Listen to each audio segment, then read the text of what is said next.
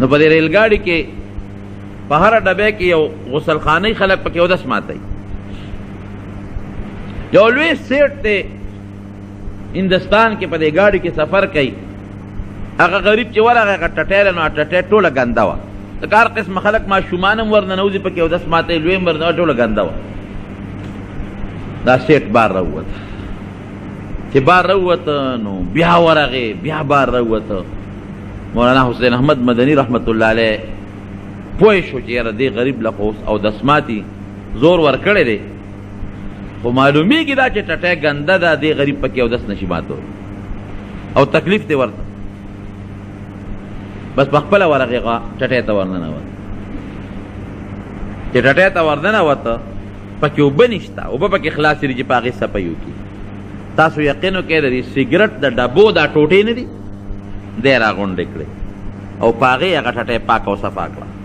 په خپله مولانا حسین احمد مدني صاحب تاریخ لیکي، په هغې یې د هغې صفی وکړه او هغې مکمل پاکه کړه او صفی کړه او بیا لږې اوبه پیدا کړه، هغې پې د پاسه واچولې، ټټۍ پاکه کړه. چې بار ته راووت سیټ ته وایي سیټ صاحب اودس ماتي تکلیف ضرورت درته نو ټټۍ ته ورشئ.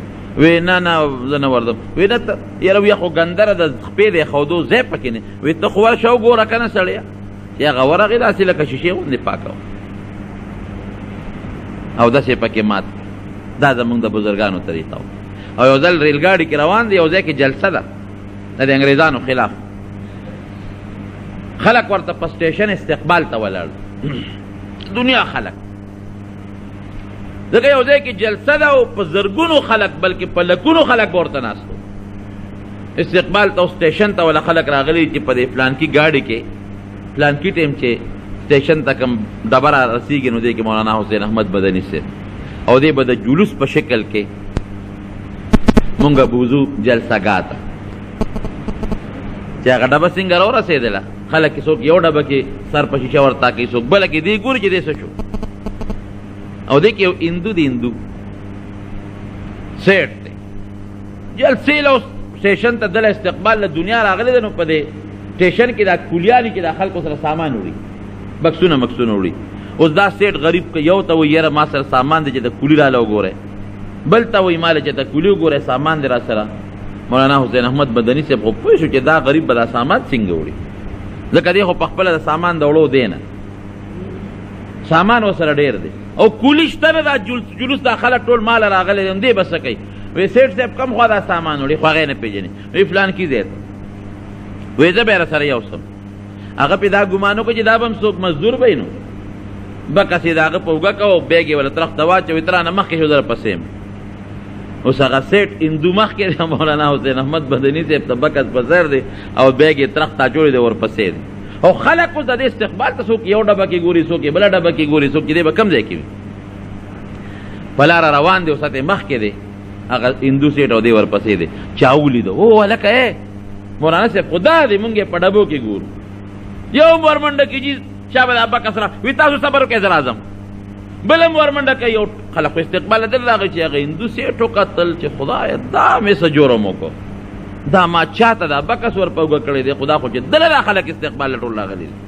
او ته یې صاحب به زه معافي غواړم او دا بکس به دلته کېده. وی نه نه شابه زه مخکې کوي.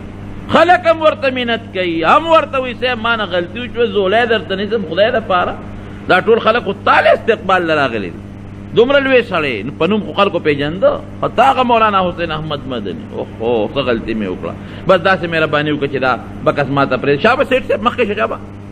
هغه سامان یې ورسره هغه ځای ته ورسو، هغه ته په خپو پرېوت معافي وي. نه نه بس تا ته تکلیف و ما دا فرض و در سره مې وکړل. سامان یې ورسره ځای ته ورسو، بیګ یې ورته کېښود، راغې جلسهګاه ته، زنده‌باد مرده‌باد شو، تقریر یې شروع. لږ ساعت تېر شو، سیټ صاحب راغی سره د نوکران. خلک یې نه پرېږدي سټیج ته، وایي نه ما پرېږده دې ملا سره مې کار. چې مولانا حسین احمد مدني صاحب خپل تقریر خلاص کړ، دا سیټ وله راغی وایي صاحب ما له یو دوه خبرو له ټایم راکړي. ته څوک یې؟ وایي چې تا را سره اوس بکس یوړ. وایي ښه وکړه.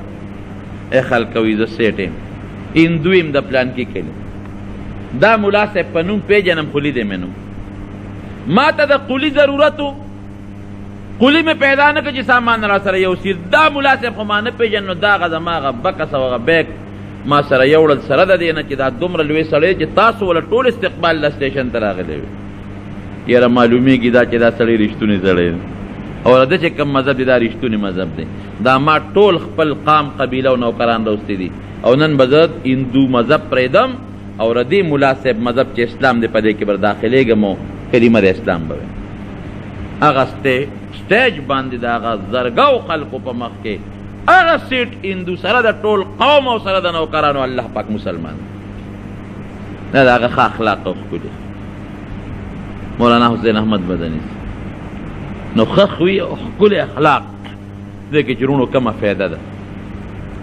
شبلی صاحب یو لوی بزرګ تېر شوی دی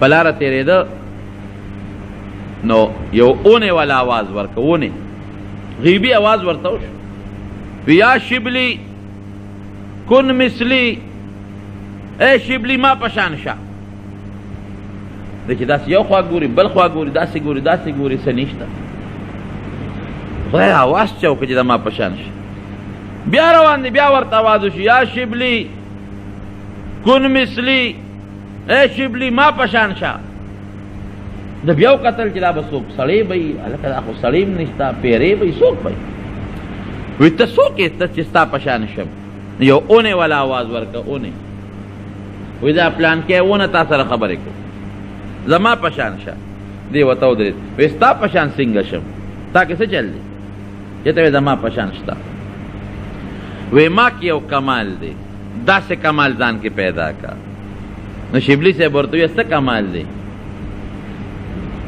وی الذي يرمونني بالاحجار فارميهم بالاسمار زه داسې شی ما چې خلق ما په کاڼو اولي او زه په میوه اولمه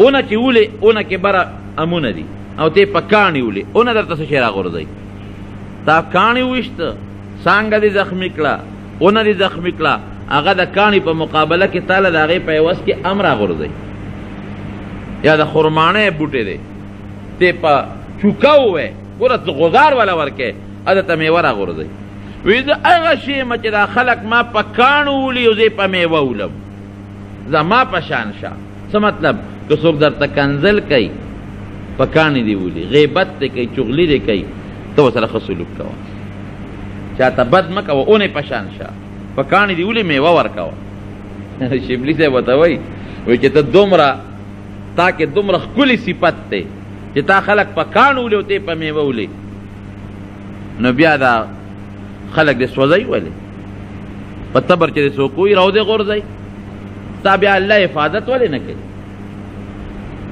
بل ورځ به اور کې پرته سوې به پرته ری به پرته په اور به سوځي دومره لوی صفت در کې دی نو دا په اور ولې سوځي و یو نقصان راکې د هغې د وجه یو نقصان دی راکې یا څه شی دی و یمیلن الهوا و هکذا و هکذا و استقامت راکې نشته چې باد راشي کله مې داسې راواړئ نو چې دې بل طرف نه باد راشي نو داسې مې واړئ نو چې بیا دې بل طرف نه باد راشي نو دې بل طرف ته مې واړئ وی په ځای ټینګه نیمه دا سزا ذکر تا ته ملاویږي واستقم کما امرت نبی علیہ السلام ته الله فرمایي کم شریعت چې ما درکړی دی په هغې ټینګ کلک ودرېږه ومن تاب او چې څوک دې ملګري دی هم په دې کلک ولاړ یعنې په خپل مقصد او په خپل دین استقامت پیدا کړه نو دوه خبرې ورته ونې وښولې یو یې ورته دا وښوله چې څوک درته کنزل کوي ته ورسره په ښو اخلاقو پیش راځه د کنزلو جواب په کنزلو مه ورکوه او دویم یې ورته دا صفت وښو چې په ځان کې استقامت او کلکوالی پیدا کړه